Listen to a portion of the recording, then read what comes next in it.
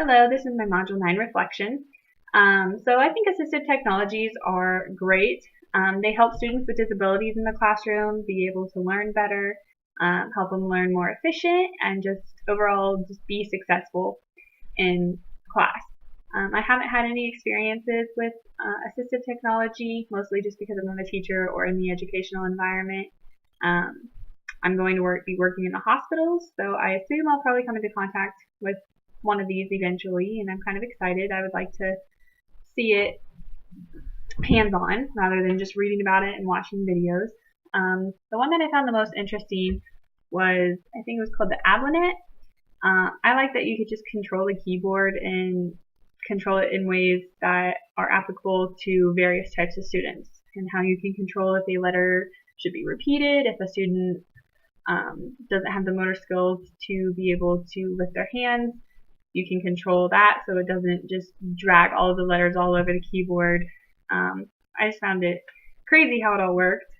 So the second question was describing 3 of the applications and giving an example. So the first one was the existence technology, and that just helps with the overall functions needed for life. An example that I found was cutout cups. They allow children to drink without having to move their head or their neck in the way that they're formed when the child drinks out of them.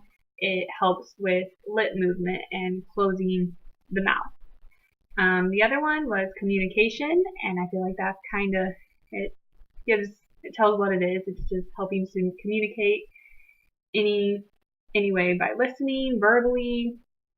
However, an example that wasn't in the text would be like a hearing aid. It'll allow students to hear better. Positioning, it allows students to move from a wheelchair to something else, or just being able to be positioned in a way that they might not. And a thing that I found that I kind of thought was interesting was called a side liar. It helps the positioning of children that have that are neurologically impaired. It uses straps and a headrest and knee rests to keep the child in place. That way, whoever is with the child, such as the teacher, doesn't have to make sure the child is placed how they should be.